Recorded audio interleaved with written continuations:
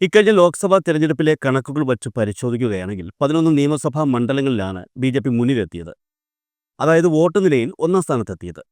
ഇതിലെ ഏറ്റവും ഗൗരവമായ സംഗതി എന്നാൽ ഈ 11 നിയമസഭാ മണ്ഡലങ്ങളിൽ 6 മണ്ഡലങ്ങൾ തൃശൂർ ജില്ലയിൽ ഉൾപ്പെട്ടതാണ്. 5 മണ്ഡലങ്ങൾ തിരുവനന്തപുരം ജില്ലയിൽ ഉൾപ്പെട്ടതും.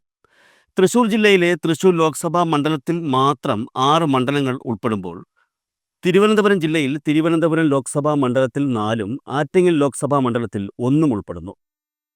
അപ്പോൾ ഇതിൽ നിന്ന് മനസ്സിലാക്കാൻ സാധിക്കുന്നത് ബി.ജെ.പി. ഇപ്പോൾ വളരെ ശക്തമായി നിൽക്കുന്ന 2 ജില്ലകൾ തൃശൂരും തിരുവനന്തപുരവും ആണെന്നാണ്. എന്നാൽ അതിനിടയിലും രണ്ടാം സ്ഥാനത്തെത്തിയ ഒട്ടനവധി മണ്ഡലങ്ങൾ പല ജില്ലകളിലുമുണ്ട്. എന്നാൽ എൽ.ഡി.എഫിനെയും യു.ഡി.എഫിനെയും ഒരേപോലെ ഭയപ്പെടുത്തുന്ന വസ്തുത എന്ന് പറയുന്നത് ഈ തൃശൂർ ജില്ലയും അതുപോലെ തിരുവനന്തപുരം ജില്ലയുമാണ്. ഏതു നിമിഷവും ബി.ജെ.പിക്ക് കടന്നു കയറാൻ പാകത്തിലുള്ള ഒരു സാഹചര്യം ഈ 2 ജില്ലകളിലും സൃഷ്ടിക്കപ്പെട്ടു കഴിഞ്ഞു. ഏതു വിധേനയും ആ മുന്നേറ്റം തടയുക എന്നുള്ളതാണ് എൽ.ഡി.എഫിൻ്റെയും യു.ഡി.എഫിൻ്റെയും മുന്നിലുള്ള വെല്ലുവിളി. എന്നാൽ ഇത് എത്രത്തോളം സാധ്യമാകുമെന്നുള്ളതാണ് ചോദ്യം. ഇതിൽ ഏറ്റവും കൂടുതൽ ശ്രദ്ധിക്കാനുള്ളത് 2019 നടന്ന ലോക്സഭാ തെരഞ്ഞെടുപ്പിൻ്റെ ഫലം നിയമസഭാ മണ്ഡലങ്ങളുടെ അടിസ്ഥാനത്തിൽ പരിശോധിക്കുകയാണെങ്കിൽ കേരളത്തിൽ അങ്ങോളം ഇങ്ങോളമുള്ള ജില്ലകളിൽ ഒരേ ഒരു മണ്ഡലം മാത്രമാണ് ബി.ജെ.പിക്ക് ഒന്നാം സ്ഥാനം നൽകിയത്. അത് നേമമായിരുന്നു. എന്നാൽ ഇത്തവണ, അതായത് 2024 നടന്ന പൊതു തെരഞ്ഞെടുപ്പിൽ 11 മണ്ഡലങ്ങളാണ് ബി.ജെ.പിക്ക് ഒന്നാം സ്ഥാനം നൽകിയിരിക്കുന്നത്. ഈ സാഹചര്യം വളരെ ഗൗരവമാണ് എന്ന് തന്നെയാണ് എൽ.ഡി.എഫിൻ്റെയും യു.ഡി.എഫിൻ്റെയും വിലയിരുത്തൽ. ഇത്തവണ തൃശൂർ ലോക്സഭാ മണ്ഡലത്തിലെ ഗുരുവായൂർ ഒഴിച്ച് എല്ലാ നിയമസഭാ മണ്ഡലങ്ങളിലും ബി.ജെ.പി. ഒന്നാം സ്ഥാനത്ത് എത്തിയെങ്കിൽ കഴിഞ്ഞ തവണ തൃശൂർ ലോക്സഭാ മണ്ഡലത്തിലെ തൃശൂർ നിയമസഭാ മണ്ഡലത്തിൽ മാത്രമാണ് ബി.ജെ.പി. രണ്ടാം സ്ഥാനത്തെത്തിയത്. പ്രത്യേകം ശ്രദ്ധിക്കണം, ഒന്നാം സ്ഥാനത്തല്ല, രണ്ടാം സ്ഥാനത്ത്. തൃശൂർ ലോക്സഭാ മണ്ഡലത്തിലെ ഗുരുവായൂർ നിയമസഭാ മണ്ഡലം ഒഴിച്ചുള്ള ബാക്കി 6 നിയമസഭാ മണ്ഡലങ്ങളിലും ബി.ജെ.പി. ഒന്നാം സ്ഥാനത്ത് എത്തിയെന്നാണല്ലോ നമ്മുടെ കണക്കുകൾ സൂചിപ്പിക്കുന്നത്. കഴിഞ്ഞ തവണ ഗുരുവായൂർ, മണലൂർ, ഒല്ലൂർ, നാട്ടിക, ഇരിങ്ങാലക്കുട, പുതുക്കാട് എന്നീ മണ്ഡലങ്ങളിൽ എൽ.ഡി.എഫ്. ആയിരുന്നു രണ്ടാം സ്ഥാനത്ത്. അന്ന് തൃശൂർ ലോക്സഭാ മണ്ഡലത്തിൽ നിന്നും വിജയിച്ചത് ടി.എൻ. പ്രതാപനായിരുന്നു. എന്നാൽ 2024 ലോക്സഭാ തെരഞ്ഞെടുപ്പ് എത്തുമ്പോൾ ഗുരുവായൂർ മണ്ഡലം മാത്രമാണ് യു.ഡി.എഫിന് ഒന്നാം സ്ഥാനം നൽകിയത്. ബാക്കി 6 മണ്ഡലങ്ങളും ബി.ജെ.പി. പിടിച്ചെടുക്കുകയായിരുന്നു. ഇതിൽ ഗുരുവായൂർ, മണലൂർ, ഒല്ലൂർ, നാട്ടിക, പുതുക്കാട് എന്നീ മണ്ഡലങ്ങളിൽ എൽ.ഡി.എഫ്. രണ്ടാം സ്ഥാനത്തെത്തി. ഗുരുവായൂരിൽ യു.ഡി.എഫിന് പിറകിലും ബാക്കിയുള്ള മണ്ഡലങ്ങളിൽ ബി.ജെ.പിക്ക് പിറകിലും. കോൺഗ്രസ് രണ്ടാം സ്ഥാനത്തെത്തിയത് തൃശൂരും ഇരിഞ്ഞാലക്കുടയും മാത്രമാണ്. ചുരുക്കി പറഞ്ഞാൽ തൃശൂർ ലോക്സഭാ മണ്ഡലത്തിലെ 5 മണ്ഡലങ്ങളിൽ എൽ.ഡി.എഫ്. രണ്ടാം സ്ഥാനത്തെത്തിയപ്പോൾ യു.ഡി.എഫ്. ഒരു മണ്ഡലത്തിൽ ഒന്നാം സ്ഥാനത്തും 2 മണ്ഡലങ്ങളിൽ രണ്ടാം സ്ഥാനത്തും എത്തുകയായിരുന്നു. നമ്മൾ നേരത്തെ പറഞ്ഞു, 2019 ലോക്സഭാ തെരഞ്ഞെടുപ്പിൽ നേമം നിയമസഭാ മണ്ഡലം മാത്രമായിരുന്നു തിരുവനന്തപുരം ജില്ലയിൽ ബി.ജെ.പിക്കൊപ്പം നിന്നത് എന്ന്. എന്നാൽ ഇത്തവണ അത് 5ആയി വർദ്ധിച്ചു. ആറ്റിങ്ങൽ, കാട്ടാക്കട, നേമം, വട്ടിയൂർക്കാവ്, കഴക്കൂട്ടം എന്നീ മണ്ഡലങ്ങളിൽ ബി.ജെ.പി. ഒന്നാം സ്ഥാനത്തെത്തി. അപ്പോൾ സ്വാഭാവികമായിട്ടും എൽ.ഡി.എഫിനും യു.ഡി.എഫിനും ബി.ജെ.പിയെ പേടിച്ചേ മതിയാവുകയുള്ളൂ. നിയമസഭാ തെരഞ്ഞെടുപ്പിൽ നേമത്ത് നമുക്കറിയാം ശക്തമായ മത്സരമാണ് നടക്കുന്നത്. ഇത്തവണ നേമം മണ്ഡലത്തിൽ എൽ.ഡി.എഫ്. സ്ഥാനാർത്ഥി വി. ശിവൻകുട്ടി മത്സരിക്കില്ല എന്ന് ഏകദേശം ഉറപ്പായി കഴിഞ്ഞിരിക്കുകയാണ്. കഴിഞ്ഞ തവണ സി.പി.എം. സ്ഥാനാർത്ഥിയായി ശിവൻകുട്ടിയും യു.ഡി.എഫ്. സ്ഥാനാർത്ഥിയായി കെ. മുരളീധരനും ബി.ജെ.പി. സ്ഥാനാർത്ഥിയായി കുമ്മനം രാജശേഖരനുമാണ് മത്സരിച്ചത്.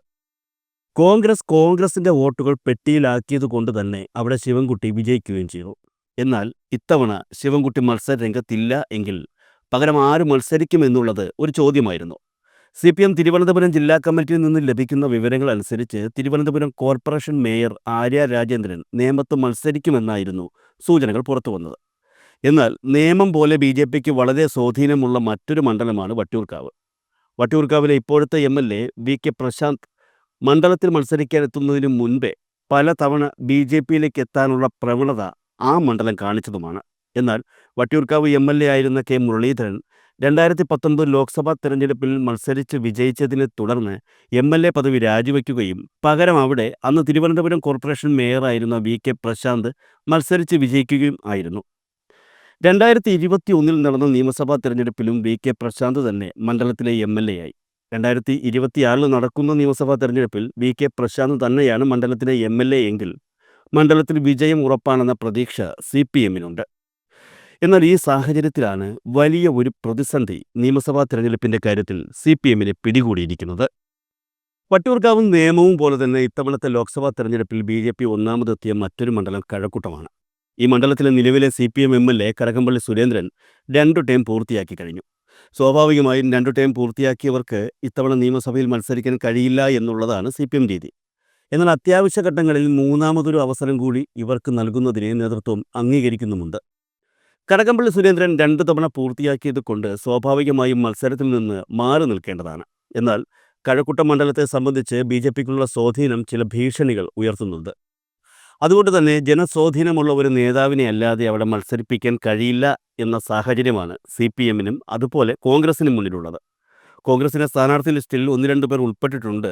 എന്നാൽ CPMൽ നിന്ന് ഇപ്പോൾ പുറത്തു വരുന്ന വിവരങ്ങൾ അനുസരിച്ച് കടകംപള്ളി സുരേന്ദ്രൻ തന്റെ മണ്ഡലത്തിൽ വീണ്ടും സ്ഥാനാർത്ഥിയായി മത്സരിക്കാൻ സാധ്യതയുണ്ടെന്നാണ്. നിലവിൽ കടകംപള്ളി സുരേന്ദ്രനോളം ജനസ്വാധീനമുള്ള മറ്റൊരു നേതാവ് CPMൽ കഴക്കൂട്ടത്ത് മത്സരിക്കാൻ എത്തുമോ എന്നുള്ള ഒരു ആശങ്കയാണ് ഇതിന് കാരണം. എന്നാൽ കടകംപള്ളി സുരേന്ദ്രൻ ഒരു തവണ കൂടി മത്സരിക്കുമോ എന്നുള്ള കാര്യത്തിൽ അദ്ദേഹത്തിന്റെ തീരുമാനം അനുകൂലമാണോ പ്രതികൂലമാണോ എന്നറിയില്ല. ഒരുപക്ഷെ കടകംപള്ളിയോട് ഇനി ഒരു തവണ കൂടി മണ്ഡലത്തിൽ മത്സരിക്കണമെന്ന് ആവശ്യപ്പെട്ടാൽ അദ്ദേഹം അതിന് വിസമ്മതിച്ചാൽ എന്തു ചെയ്യും എന്നുള്ളതാണ് നിലവിൽ CPMനെ ആശങ്കപ്പെടുത്തിയിരിക്കുന്നത്. ഈ സാഹചര്യത്തിലാണ് മറ്റൊരു ഓപ്ഷൻ കൂടി ഉയർന്നു വരുന്നത്. ഒരർത്ഥത്തിൽ കടകംപള്ളി സുരേന്ദ്രനോളം അല്ലെങ്കിൽ അതിനേക്കാൾ മുകളിൽ ജനസ്വാധീനമുള്ള ഒരു നേതാവ് അദ്ദേഹം ചിലപ്പോൾ കഴക്കൂട്ടത്ത് മത്സരിക്കാൻ എത്തും എന്നുള്ള വിവരങ്ങളാണ് ഇപ്പോൾ പുറത്തു വരുന്നത്. നിലവിൽ വട്ടിയൂർക്കാവ് MLA ആയ VK പ്രശാന്ത് കഴക്കൂട്ട സ്വദേശിയാണ്. മാത്രമല്ല 2015 തദ്ദേശ സ്വയംഭരണ തെരഞ്ഞെടുപ്പിൽ കഴക്കൂട്ടത്ത് നിന്ന് മത്സരിച്ചിട്ടാണ് അദ്ദേഹം വിജയിക്കുന്നതും തുടർന്ന് തിരുവനന്തപുരം കോർപ്പറേഷൻ മേയറായി മാറുന്നത്. മേയർ സ്ഥാനം കാലാവധി പൂർത്തിയാക്കുന്നതിന് മുൻപ് തന്നെ വട്ടിയൂർക്കാവിലേക്ക് അദ്ദേഹം തിരഞ്ഞെടുക്കപ്പെടുകയും ചെയ്തു.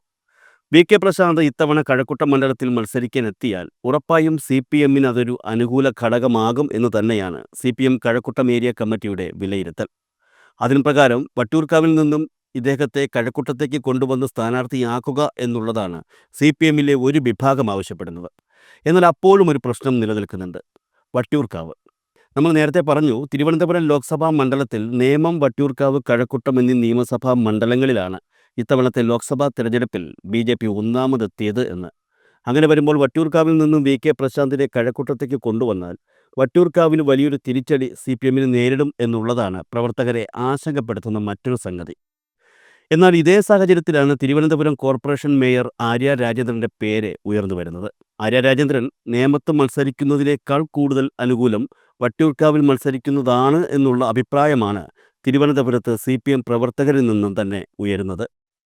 നിലവിലെ സാഹചര്യത്തിൽ നിന്നും വ്യത്യസ്തമായി CPM സ്ഥാനാർത്ഥികളുടെ കാര്യത്തിൽ ചില നീക്കുപോക്കുകൾ അങ്ങോട്ടും ഇങ്ങോട്ടും സംഭവിച്ചാൽ VK പ്രശാന്ത് വട്ടിയൂർക്കാവിൽ നിന്നും കഴക്കൂട്ടത്തേക്ക് എത്തുകയും പകരം നേമത്ത് മത്സരിക്കാൻ സാധ്യതയുള്ള ആര്യ രാജേന്ദ്രൻ വട്ടിയൂർക്കാവിലെത്തുകയും ചെയ്യും. നിലവിൽ വട്ടിയൂർക്കാവിലെ കോൺഗ്രസ് സ്ഥാനാർത്ഥിയായി മത്സരിക്കുമെന്ന് കരുതുന്നത് K മുരളീധരനാണ്. നേരത്തെ അദ്ദേഹം തന്നെ നേരിട്ടല്ലാതെയുള്ള സൂചനകളും നൽകിയിരുന്നു. തനിക്ക് വട്ടിയൂർക്കാവിലെ MLA ആയി തുടരാനാണ് താൽപ്പര്യമെന്ന്. വട്ടിയൂർക്കാവിൽ മുരളീധരൻ കോൺഗ്രസ് സ്ഥാനാർത്ഥിയായി മത്സരിക്കാൻ എത്തുമ്പോൾ CPM സ്ഥാനാർത്ഥിയായി അവിടെ എത്തുന്നത് ആര്യ രാജേന്ദ്രനായിരിക്കുമെന്നുള്ള സൂചനകൾ തന്നെയാണ് മുകളിൽ പറഞ്ഞ സംഗതികളിലൂടെ നമുക്ക് വ്യക്തമാവുന്നത്. എന്തായാലും വട്ടിയൂർക്കാവ് നിയോജക മണ്ഡലം BJPക്ക് അനുകൂലമായ ഒരു സാഹചര്യം സൃഷ്ടിച്ചു വച്ചിരിക്കുന്നതിനാൽ ഉറപ്പായും BJPയിലെ ഏതെങ്കിലും പ്രമുഖനായ ഒരു നേതാവ് വട്ടിയൂർക്കാവിൽ സ്ഥാനാർത്ഥിയായി മത്സരിക്കാൻ എത്തുമെന്നുള്ള കാര്യവും ഉറപ്പാണ്. മുൻ തിരുവനന്തപുരം ജില്ലാ പ്രസിഡന്റ് VV രാജേഷാണ് കഴിഞ്ഞ തവണ വട്ടിയൂർക്കാവിൽ BJP സ്ഥാനാർത്ഥിയായി മത്സരിച്ചത്. ഇത്തവണയും അദ്ദേഹം വട്ടിയൂർക്കാവിൽ മത്സരിക്കാൻ എത്തുകയാണെങ്കിൽ കൂടെ CPM സ്ഥാനാർത്ഥിയായി ആര്യ രാജേന്ദ്രനും കൂടി എത്തുമ്പോൾ തിരുവനന്തപുരം കോർപ്പറേഷനിലെ 2 കൗൺസിലർമാർ മണ്ഡലത്തിൽ ഏറ്റുമുട്ടുന്നു എന്നുള്ള ഒരു കൗതുകവും അവിടെ ഉണ്ടാകും. അതേസമയം തത്വത്തിൽ ആര്യ രാജേന്ദ്രൻ നേമത്തു നിന്നും ജനവിധി തേടുമെന്നുള്ള സൂചനകളാണ് നേരത്തെ പുറത്തു വന്നത്. കഴക്കൂട്ടം മണ്ഡലത്തിലെ സ്ഥാനാർത്ഥി നിർണയം പ്രശ്നമാകുന്ന സാഹചര്യത്തിലാണ് മുകളിൽ പറഞ്ഞ ഈ ഒരു സമവാക്യം രൂപപ്പെടുന്നത്. അതേസമയം കടകംപള്ളി സുരേന്ദ്രൻ തന്നെ കഴക്കൂട്ടം മണ്ഡലത്തിൽ ഒരിക്കൽ കൂടി മത്സരിക്കട്ടെ എന്ന് CPM നേതൃത്വം തീരുമാനിക്കുകയും അദ്ദേഹം സമ്മതിക്കുകയും ചെയ്താൽ പതിവ് പോലെ VK പ്രശാന്ത് വട്ടിയൂർക്കാവിൽ നിന്ന് തന്നെ ജനവിധി തേടും. കഴിഞ്ഞ തവണ VK പ്രശാന്തിനെതിരെ മത്സരിച്ച കോൺഗ്രസ് സ്ഥാനാർത്ഥി വീണ എസ് നായരായിരുന്നു. എന്നാൽ ഇത്തവണ K മുരളീധരൻ വട്ടിയൂർക്കാവിൽ മത്സരിക്കാൻ എത്തും എന്ന കാര്യം ഉറപ്പാണ്. അങ്ങനെ വരുമ്പോൾ ഒരുപക്ഷെ കഴക്കൂട്ടത്തേക്കാൾ പ്രാധാന്യമേറിയ മത്സരം നടക്കുന്ന മണ്ഡലമായി വട്ടിയൂർക്കാവ് മാറും. ഒരർത്ഥത്തിൽ വട്ടിയൂർക്കാവ് മാത്രമല്ല, നേമവും കഴക്കൂട്ടവും കാട്ടാക്കടയുമൊക്കെ ഇന്ന് CPMനെ സംബന്ധിച്ച് പ്രശ്നമേറിയ മണ്ഡലങ്ങൾ തന്നെയാണ്.